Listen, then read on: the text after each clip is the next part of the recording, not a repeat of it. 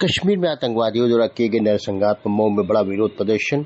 विभिन्न सामाजिक एवं राजनीतिक संगठन में आई एक मंच पर हजारों की संख्या में लोगों ने सड़कें ऊपर पाकिस्तानी झंडा फूंका, लगाए पाकिस्तान मुर्दाबाद के नारे।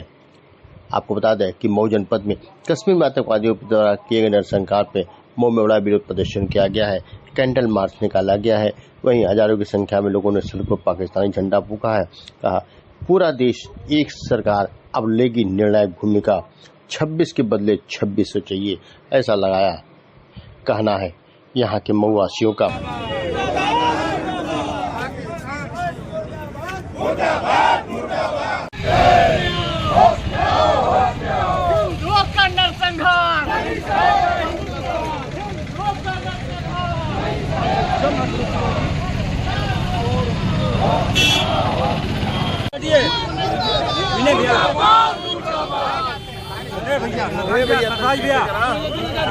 पीछे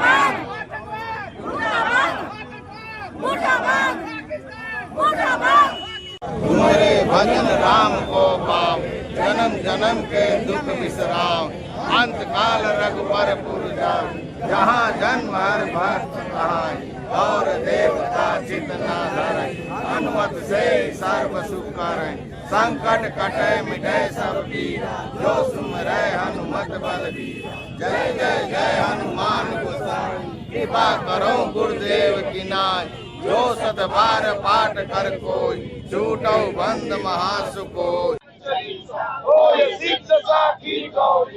तुलसीदास सदा हरिचेरा, जय नाथ हृदय महादेव, पवन कलय संकट हरन, मंगल मूर्ति रूप, राम लखन सीता सहित, जय सियावर रामचंद्र की जो घटना हुई है वह एक सामान्य हमला नहीं था। जहाँ धर्म आधारित जो ये हिंसा हुई है वह इसलिए की गई है कि पूरे देश के लोग के बीच में मतभेद हो, लोग आपस में लड़ें, एक दूसरे को शक की नज़र से देखें, और यह जो कुत्सित भावना है जिसके तहत ये घटना की गई है, हमें उसे समझना होगा। हमें ये समझना होगा कि हमारी सरकार, हमारी सेना तभी लड़ पाएगी जब हम भीतर से मजबूत हों, भीतर हम अपनी आंतरिक सुरक्षा बनाए रखें, हम सभी नागरिक जो भारतवासी हैं एकजुट हों, और इस तरह से हम संबल प्रदान करें जिससे सरकार और सेना जो ये छद्म लड़ाई चल रही है इस पर विजय पा सकें। तो हमें ये समझने की बहुत ज़रूरत है, और इसीलिए आज सारे वर्गों के सभी व्यवसाय के लोग एक साथ एकत्रित होकर के इस कैंडल मार्च में भाग लिए हैं, जिससे वो उन लोगों के प्रति जो शहीद हुए हैं, क्योंकि वो वास्तव में शहीद हुए हैं, उन्हें मारा जरूर गया है धर्म आधारित करके, लेकिन उन्हें जिस भावना के तहत मारा गया है उस भावना पर अगर हम विजय पा लेते हैं, हम उसमें बहते नहीं हैं, तो वो शहीद होंगे और उनकी ये कुर्बानी सही साबित होगी। और हम सभी भारतवासियों को ये समझने की ज़रूरत है कि इस तरह की जो बातें हमें बांटने के लिए आती हैं उस पर हम भावनाओं में न बहें, हम सभी एकजुट रहें, सभी भारतवासी हैं, और तभी हमारी सेनाएं, हमारी सरकार इस तरह के दुश्मनों से लड़ पाएंगे। प्रधानमंत्री से, गृह मंत्री से अनुरोध करते हैं कि अब वो पुरानी जैसे सर्जिकल स्ट्राइक की तरह हम लोग को नहीं चाहिए। हम लोग को चाहिए कि आप पाकिस्तान ऑक्युपाइड कश्मीर जिसको बोलते हैं उसमें जाके कब्जा करें, उनका बदला लें, और जितने 27-28 लोग हमारे जो लोग भी हमारे शहीद हुए हैं उनको जब तक उससे चौगुना लोगों को आप सर काट के नहीं लाएंगे तब तक ये शांत नहीं होंगे। और ये हम लोग के लिए बहुत ही मतलब हमारे देश के लिए ये ऐसी बात है कि हम लोग चाहते हैं कि हम लोग जाके खुद उसमें अपना शामिल हो जाए और जैसे इजराइल ऐसा सबक सिखाना है, छोटा सा देश इजराइल है, इतना बड़ा काम करता है, वैसे हम लोग भी इतने शक्तिशाली होने के बावजूद भी अगर हम लोग उसमें नहीं करेंगे तो ये हम लोग के लिए बड़ी शर्म की बात है। तो हम लोग ये आक्रोश से हम लोग ने, मुझे पूरी उम्मीद है कि हमारे प्रधानमंत्री जी और गृह मंत्री जी जरूर विचार कर रहे होंगे और 2-4 दिन में आपको इसका परिणाम निकलेगा कि पाकिस्तान की 1000 पीढ़ी याद करेगी कि दोबारा कभी इस तरह का कोई प्रतिशोध करने की हिम्मत न करे। पाकिस्तान ने जो पुलवामा में निरीह जो पर्यटक गए थे हमारे हिंदू, जो पूछ करके पाकिस्तानियों ने हिंदुओं की कत्लेआम किया है, इसको लेकर के शहर का आम जनमानस आज उद्वेलित है और भारत सरकार को समर्थन दे रहा है कि भारत सरकार पाकिस्तान पे आक्रमण करे और उसको खून से बदला खून कर ले। कितने संगठन आज आपके साथ है? हमारे साथ शहर के विभिन्न लोग हैं, कोई भी ऐसा संगठन नहीं, सामाजिक संगठन जिस संगठन के मुखिया इस कार्यक्रम में न हो। तरफ के ब्राह्मणों की तरफ से बयान देता हूँ कि यह आतंकवाद नहीं है, यह जिहादी आतंकवाद है। यह जिहाद के नाम पे हिंदुओं को पूछ कर करके, उनकी जातों को पूछ करके जो नरसंहार किया गया है, बहुत ही दुखद है। यहाँ मानवता नष्ट हो गई है। बागेश्वर बाबा ने जो कहा है उसका हम समर्थन करते हुए कहते हैं कि हिंदुस्तान में ऐसे लोगों को रहने का कोई हक नहीं है जो यहाँ की हवा पानी और आबो हवा में जीते हैं, पलते हैं, बढ़ते हैं और सपना दूसरे देश का देते हैं। वो होना ही होना है, मांग क्या है, वो तो रणनीति उसी समय बन गई है। जो रोक शुरू हो गई है उससे सीधे सीधे वह जो है एक नमूना भी दिया गया है।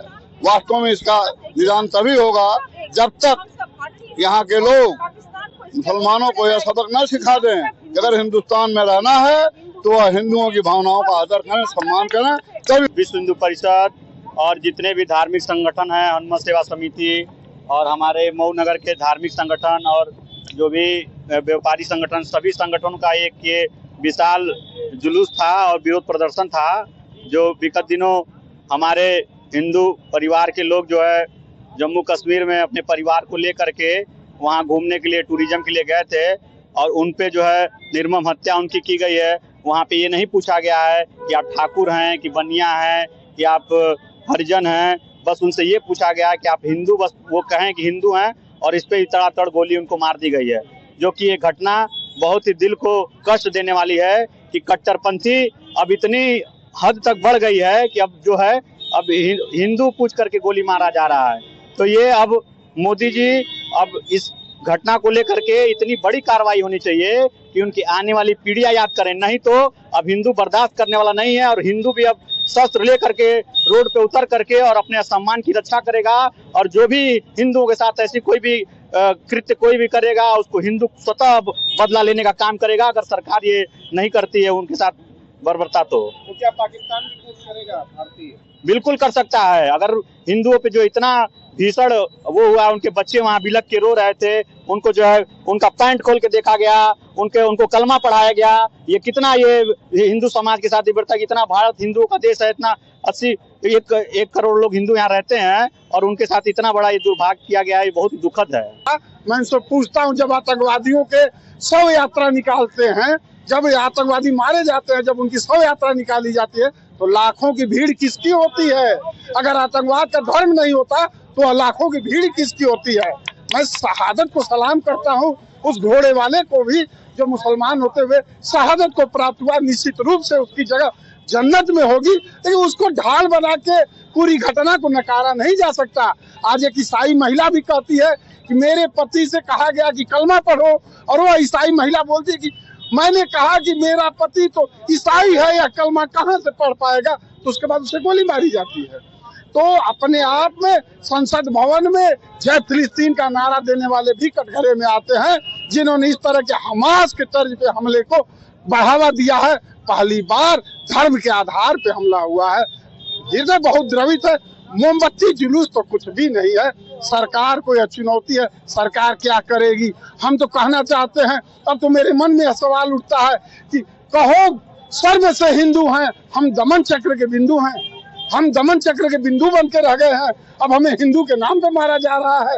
लोग कहते हैं आतंकवाद का धर्म नहीं होता है, आतंकवादी मारे जाते हैं तो उनकी शव यात्रा में लाखों के जुलूस होते हैं। कुछ लोग सदन में हिंदू आतंकवादी बोलते हैं, इसको कैसे देख रहे हैं आप?